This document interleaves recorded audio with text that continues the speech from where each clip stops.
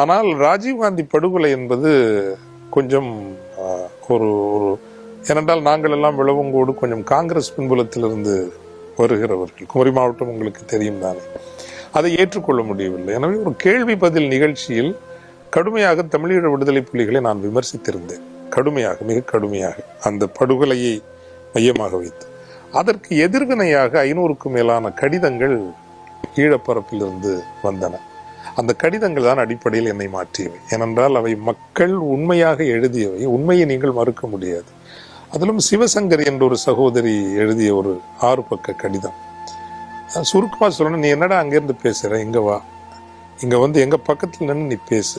அல்லது என் பெரியம்மா, உங்களோட ஐபிகேஎஃப் வந்தது, 2 பிள்ளைங்க அவங்களுக்கு சோர்ல வச்சு சுட்டாங்க. குற்றுயிரும் குலையுருமாக கடந்த அந்த பிள்ளைங்களை தூக்கி கொண்டு மாட்டு வண்டியில ஏற்றலான்னு போறப்போ 2 காளமாட்டையும் சுட்டுறாங்க. காளமாட்டை அவுத்து விட்டுட்டு இந்த 2 பிள்ளைங்களையும் மாட்டு வண்டியில படுக்க வச்சு தானே அந்த மாட்டு வண்டியை இழுக்க முடியாம இழுக்கிற 50 மீட்டர் கூட போக முடியல. 2 பிள்ளைங்களும் செத்துருச்சு. அழுது புலம்பும் அந்த தாயின் என் பெரியம்மாவின் அருகில் வந்து நின்று கொண்டு நீ பேசு, எங்கோ இருந்து கொண்டு நீ வானொலியில் பேசாதே. இது இப்படி வந்து நீண்டு கொண்டு போன அந்த கடிதம் நிறைவு செய்த போது அந்த வரிகள் இன்னும் எனக்கு அது வலிக்கிற வரிகள். ஒரு இந்தியனாக நாங்கள் இப்படி ஒரு சிறிய தீவில் சிறிய மக்கள் இனமாக பிறந்து விட்டோம் என்பதற்காக ஒருபோதும் எங்களை வருத்தி கொண்டது இல்லை. ஆனால் உங்களை போன்ற ஒரு ராட்சத நாட்டுக்கு அருகில் பிறந்து விட்டோமே என்று ஒவ்வொரு நாளும் எங்களை வருத்தி கொள்கிறோம்.